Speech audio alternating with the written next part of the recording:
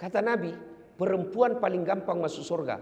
Cuma yang membuat dia gampang masuk neraka dua hal. Satu, dia tidak pandai menjaga lisannya.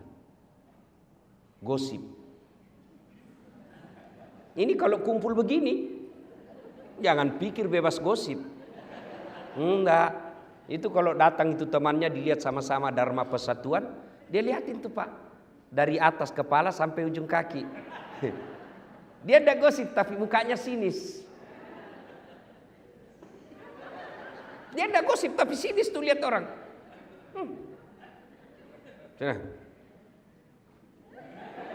Kenapa? Kayak umbul-umbul. Iya toh Ibu? Maka perempuan kalau dia mampu menahan lisannya, insya Allah gampang masuk surga. Tapi sayang seribu sayang, setan tahu rahasia ini. Maka dibuatnya gampang dia terprovokasi. Kau tahu anu? Katanya, oh iya. Padahal dia tidak tahu itu. Cepat sekali. Oh iya betul. Padahal dia tidak tahu. Suka ikut campur yang bukan urusannya. Nah biasanya kalau perempuan orang suka ikut campur, takdirnya semasa hidupnya seperti tauge. Ibu-ibu tahu tauge? Ibu tahu tauge? Coba lihat tauge. Suka ikut campur kan? Iya toh? Gado-gado ada. Pecel ada. Soto Betawi ada. Nah, apa lagi? Tahu isi ada. Karena toge selalu ikut campur, maka Allah takdirkan tidak ada yang lurus. Semua toge bengkok. Jadi kalau ada ibu-ibu pagi-pagi gosip teriak saja. Oi, toge dia. Ayuhibbu ahadukum kata Allah, sukakah kamu memakan bangkai sesamamu manusia? Inilah penyebab utama putusnya persaudaraan. Gosip. Cerita kejelekan orang. Meskipun saya jelek, saya tetap marah ketika kau cerita saya jelek. Itulah sebabnya Allah melarang. Zaman dulu, zaman Pak Menteri sekolah, zaman Pak Menteri masih pegawai biasa di kantor ini, gosip masih lebih sulit daripada zaman sekarang. Kalau dulu mau gosip harus tatap muka di satu tempat. Sekarang satu di Jenek Berang Makassar, satu di Jawa Timur, satu di Riau, kumpul di grup Dharma Wanita Persatuan PUPR. Siapa yang dikosip? Temannya yang ada di Jambi. Nah, itu tidak perlu ketemu. Setan mempermudah. Dan kita gampang sekali mencet jari ketika berbicara keburukan orang. Itulah sebabnya Nabi sampaikan, beruntung orang yang terlalu sibuk mencari aib dirinya sehingga tidak punya waktu untuk mencari keburukan orang lain. Itulah pepatah dulu waktu kita sekolah mengatakan, semut seberang lautan tampak olehnya, sementara gajah di pelupuk matanya tak nampak. Ini yang banyak sekarang di media sosial. Apalagi jelang Pilpres kemarin. Oh Masya Allah. Orang mau jadi presiden, dia panen dosa. Maka ibu-ibu, saya cinta kalian karena Allah, hindari gosip. Hindari gibah. Tapi yang saya ceritakan benar. Justru benarnya namanya gibah. Kalau salah namanya fitnah. Maka pelajaran pertama, kalau mau merapatkan persaudaraan, hindari gosip. Perempuan kalau mampu menahan lisannya dari gosip, insya Allah gampang masuk surga. Yang kedua, kata Nabi, penyebab perempuan gampang masuk neraka karena dia tidak mampu mensyukuri kehadiran suaminya. Coba, berapa banyak nanti perempuan soleh secara ibadah mahdah kepada Allah, tapi terpaksa masuk neraka. Kenapa? Karena dia sudah bantah, suka melawan, suka menjajah suaminya.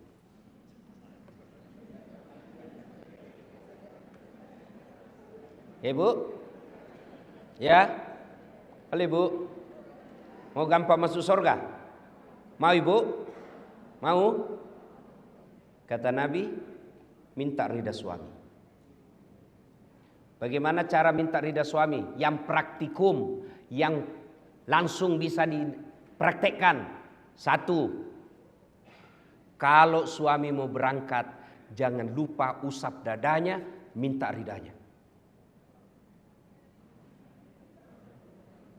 Saya agak belok sedikit dari halal bihalal, karena tiap tahun kita halal bihalal. Tapi menasehati istri, ini jarang di sini. Ibu, jelas ya? Mau dapat ridhanya suami, suamimu setiap mau pergi, jangan pernah dia tinggalkan rumah tanpa ibu antar sampai ke mobil. Itu real. Tapi kadangkala perempuan modern, suaminya pergi tanpa dilihat sama sekali. Itu awal ibu jauh dari ridha Allah.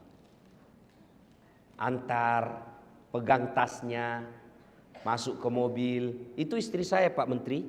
Meskipun Ibu Kartika juga demikian, ya. Meskipun saya selisih 26 tahun, Pak Menteri tadi bilang istri saya itu ustaz cerdas. Beliau kadang lebih menasihati saya.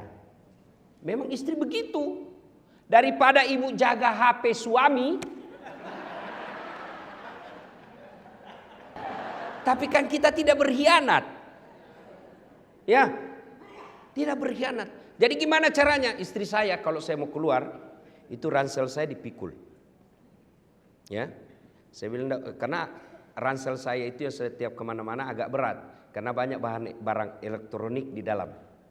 Untuk saya mengajar. Bawa. Lalu dia bilang, jangan. Nggak usah sayang, biar saya bawa. Kata istri saya, beratnya ransel ini tidak seberat beban Ustadz cari nafkah untuk kami.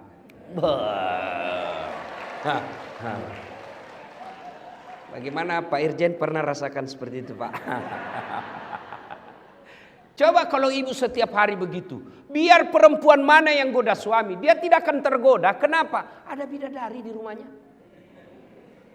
Begitu saya naik mobil Bu, tidak pernah istri saya tutup mobil sebelum dia cium tangan saya. 3 kali. Sudah cukup tidak? Dicium lagi nih. Cium lagi ini, satu lagi. Ini lagi kiri. Ini agak lama.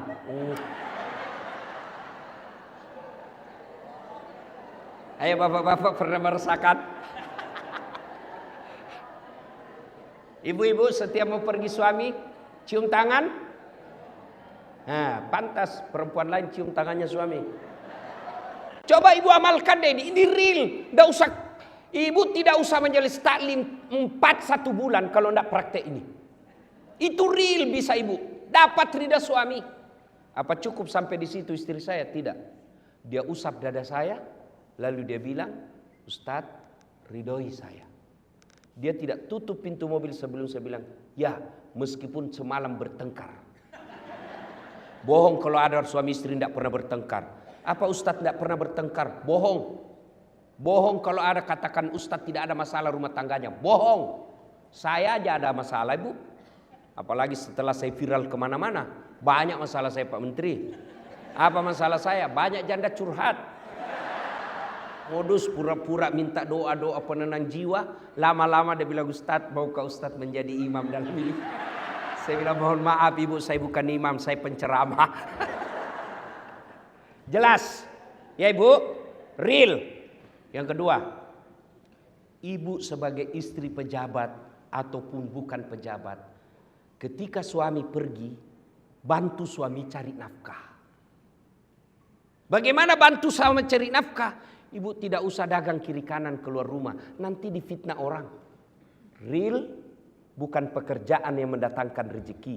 Kalau pekerjaan yang mendatangkan rezeki, semua orang yang sama pekerjaan tupoksinya mestinya sama uangnya. Tapi menurut keyakinan kita orang Islam, yang mendatangkan rezeki al-waqi'ah, kemudian duha, kemudian sedekah dan silaturahmi. Jadi ibu kalau mau bantu suami cari nafkah, sholat duha. Suami pergi, anak sudah pergi sekolah, jam 8, ibu ambil wudhu, sholat duha 2 rakaat. Ada waktu, tambah 4. Masih cukup, 6. Masih luang, 8 rakaat. Bagaimana caranya? Sama sholat sunnah yang biasa, cuma bedanya niat. Tahajud niatnya tahajud, waktunya malam hari. Sholat duha niatnya duha, waktunya pagi hari. Jangan juga ibu sholat duha malam hari. Saya sudah sholat duha Ustaz, tadi malam. Aduh, malam hari dia sholat duha. Sholat duha pagi hari. Sudah sholat duha, ibu minta doa. Ya Allah, Engkau yang ngatur rezeki suami saya di PUPR. Kalau rezekinya masih di atas langit, turunkan. Itu orang doa minta rezeki, Allah dipaksa loh bu. Kalau di atas langit, turunkan. Kalau dalam tanah, munculkan. Kalau masih sedikit, cukupkan. Kalau masih jauh, dekatkan. Itu doa minta rezeki. Dan yang paling penting, berkahkan. Sudah itu ibu ambil HP. Telepon, bang, gimana kabar? Alhamdulillah baru tiba di kantor. Ya bang, jangan menghalalkan segala cara. Baru saja saya doakan dalam sholat duhaku. Insya Allah Allah akan bukakan rezekimu. Salam sayang selalu dari istrimu di rumah. Itu langsung dikasih lihat itu semua temannya di kantor. Ini istri saya. Ibu pernah WhatsApp begitu? Real, cari ridha Allah, bantu suami cari nafkah, sholat duha. Kalau ini ibu lakukan, insya Allah suami tidak akan macam-macam. Cuma yang kadang-kala masuk WhatsApp, bang, jangan lupa singgah beli gas. Bang, jangan lupa singgah beli ikan. Salah? Tidak. Tapi sertakan juga mengingatkan suami untuk ibadah. Itu istri yang soleha. Masuk waktu sholat. Bang, sudah duhur ini bang. Sudah sholat enggak? Belum. Sudahlah, tinggalkan dulu pekerjaan. Itu pekerjaan bisa dikerja. Sholat tidak bisa kau tunda. Ayo sholat. Itulah istri yang dapat ridha dari suaminya. Kemudian pulang suami, semestinya istri yang soleha kata Nabi, pulang suaminya menyenangkan hati ketika dipandang wajahnya. Nah, tanyalah bapak-bapak, senang enggak mandang ibu ketika di rumah? Bagaimana istri yang soleha? Menyenangkan hati dipandang suaminya. Jadi kalau ibu tahu suami pulang pukul 5 petang, sudah kira-kira 15 menit sebelum pukul 5 ibu dandan. Warna apa dia senang suami? Dia senang warna coklat. Pakai warna coklat. Tapi saya tidak senang. Ibu mengalah karena menyenangkan suami, itu ridha Allah. Kalau perlu pakai baju renang.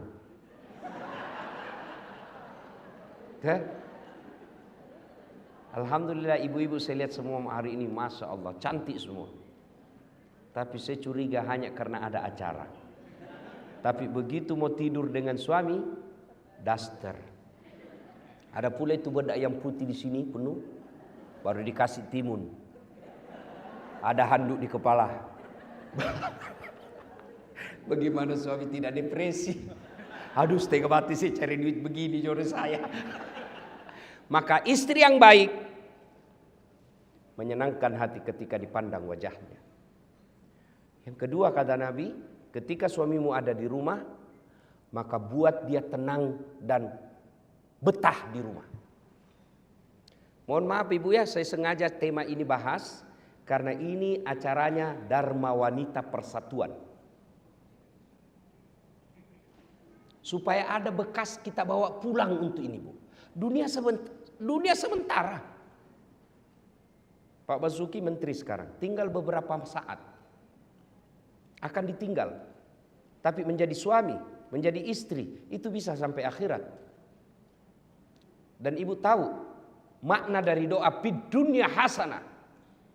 Kebahagiaan di dunia, keselamatan di dunia menurut para ahli tafsir menafsirkan ayat ini yang disebut kebahagiaan di dunia punya istri yang soleha. Bapak bisa bayangkan bagaimana kalau istri kita intimidasi. Mana bisa kita tenang? Baru kita sampai 10 menit di telepon. Di mana kau? Di mana kau? Di kantor. Bohong. Coba lihat video call. Mana bisa kita tenang, Pak? Saya yakin Ibu Menteri, Pak Menteri, Pak Basuki bisa hebat seperti sekarang karena punya istri Ibu Kartika. Mana bisa kita jago kalau diteror sama istri? Coba, saya mau ceramah di sini, 10 menit sebelum saya tampil, istri saya mamanya cek WhatsApp. Pulang kau cepat. Mana bisa lagi saya tenang? Kenapa kau suruh pulang? Anakmu kesetrum. Itulah tugas istri. Maka kalau mau punya penghasilan suamimu baik, buat hatinya tenang. Kenapa? Karena penghasilan suamimu akan kembali ke istri. Dan jangan buat suamimu memilih pilihan yang tidak bisa dipilih. Mana? Karena ada perempuan itu kadang ngomong, ibumu terus, ibumu terus. Pilih ibumu atau saya istrimu. Mana bisa kita pilih? Itu yang orang Bugis bilang, ajak musuri lakimu to sikuna. Jangan kau suruh suamimu gigit sikunya. Ayo, ibu gigit siku. Yang bisa saya kasih umroh 10 kali. Coba gigit itu sikumu. Mana bisa? Itulah yang disebut jangan posisikan suamimu pada pilihan yang tidak bisa dipilih. Pilih kok, mamakmu atau saya istrimu. Itu pilihan beleng-beleng gitu. Ibu, kan ada itu biasa istri ngomong begitu. Bu, yang suka ngomong begini. Ibu, tolong jawab ibu. Siapa yang mengandung suami ibu? Mamanya. Siapa yang melahirkan? Ibunya. Siapa yang membesarkannya? Siapa yang mendidiknya? Sekarang siapa yang terima gajinya? Jawab ini bu, jawab. Istrinya. Maka pantas ketika Nabi sampaikan, ridha Allah ada pada ridha suamimu.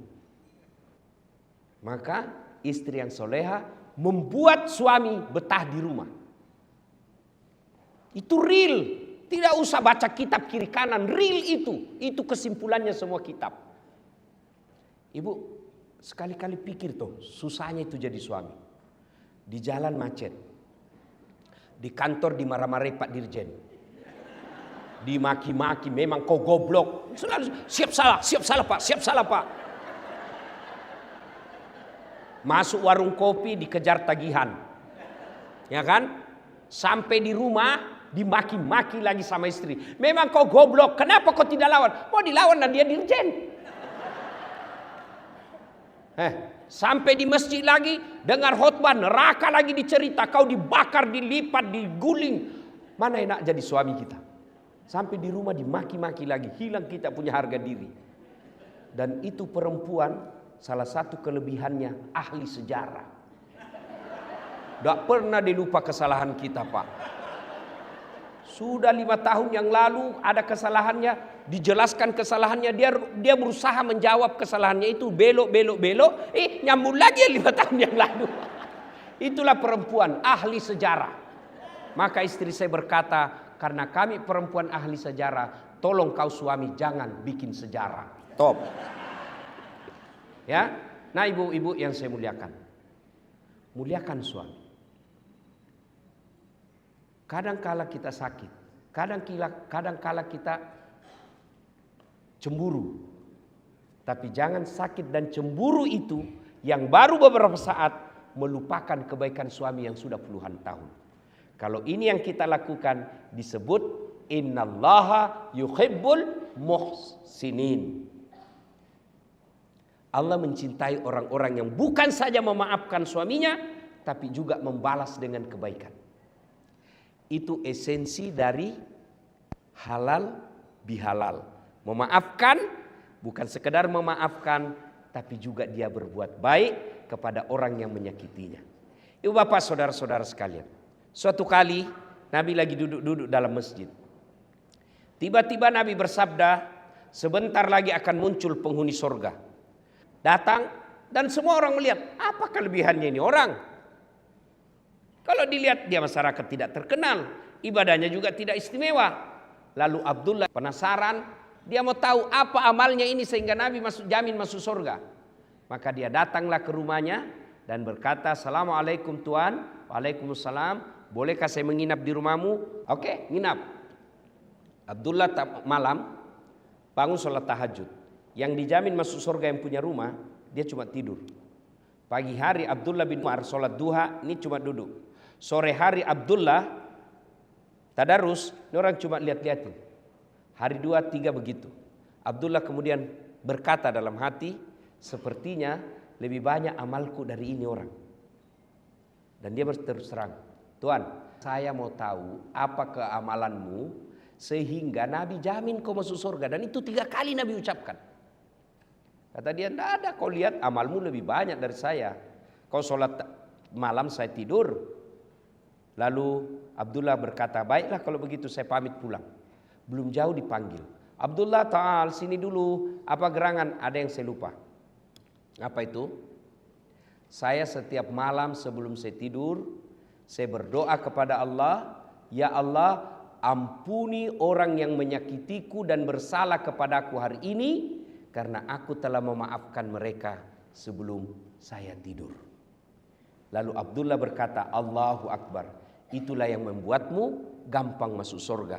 Ternyata orang yang ibadahnya sederhana tapi tidak punya sifat pendendam jauh lebih gampang masuk surga. Orang yang banyak ibadahnya tapi dendam dia bawa sampai mati. Inilah makna halal bihalal, memaafkan. Nah sekarang bagaimana cara kalau sudah terlanjur? Kemarin Pilpres 01, 02, 03. Sekarang tidak ada lagi 01, 02, 03. Sekarang 00. Mari kita tinggalkan semua itu. Namanya pesta demokrasi. Pasti ada kalah, pasti ada menang. Dan kalau menang, ya dia punya tanggung jawab menjalankan. Kalau dia kalah, kalau dia bersabar, dia dapat pahala sabar. Nah, sudah. Bagaimana cara menyambungkan? Satu yang paling efektif menyambungkan silaturahmi, sedekah. Sedekah. Pak Menteri ada marahi staf. Nah, saya sudah kasih begini, masih kau salah juga. Sudah ada topoksimu, masih salah juga. Marah. Sudah marah Pak Menteri katakan, ya sudah lain kali jangan begitu ya. Ini ada pembeli pulsa. Katanya anak buah, Mbak besok marah lagi deh Pak. Itulah hebatnya sedekah. Saya tanya ibu-ibu, senang suami pelit atau dermawan? Senang tetangga pelit atau dermawan? Senang tetangga pelit atau dermawan? Teman pelit atau dermawan? Tidak ada orang suka orang pelit. Bahkan orang pelit sekalipun tidak suka sama orang pelit. Iya toh ibu? Jangan ke rumahnya pelit. Padahal dia juga pelit. Maka menyambungkan silaturahmi sedekah. Tapi jangan salah paham. Sedekah tidak selalu duit. Apa sedekahnya Kementerian PUPR? Bangun jembatan. Apa sedekahnya PUPR? Perbaiki irigasi. Itu sedekahnya. Kalau duit, berapa duit kita? Pasti korupsi kalau ada pegawai negeri banyak uangnya. Tapi sedekahnya kita adalah itu. PU. Perumahan rakyat. Lakukan tugasmu. Insya Allah meskipun pensiun, amal jalan. Saya bilang tadi sama Pak Menteri, saya dakwah, ayo sedekah. Orang hanya sedekah selelisan. Tapi kalau Pak Menteri, ayo bangun jembatan, langsung jadi amal jariah. Kalau saya belum tentu.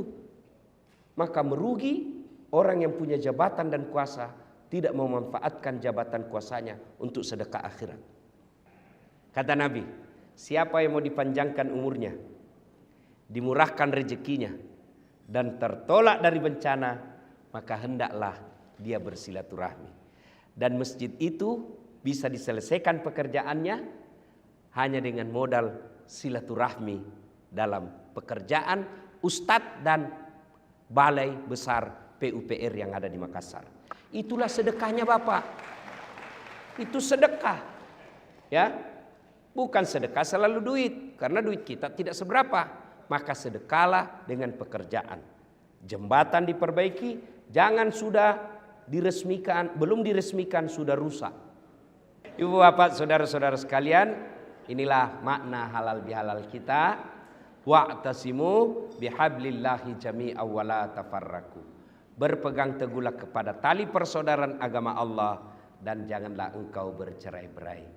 Dan di tempat ini saya bahagia sekali sebab meskipun ibu-ibu istri para menteri sudah lewat masa jabatannya, tetap dilibatkan di acara ini. Inilah yang disebut kebersamaan. Mudah-mudahan kebersamaan seperti ini terus kita rawat sampai kita nanti bertemu di akhirat bersama Rasulullah, minum di telaga Al-Kautsar. Demikian, lebih dan kurangnya mohon dimaafkan. Usikum wa nafsi bitaqwallah. Assalamualaikum warahmatullahi wabarakatuh.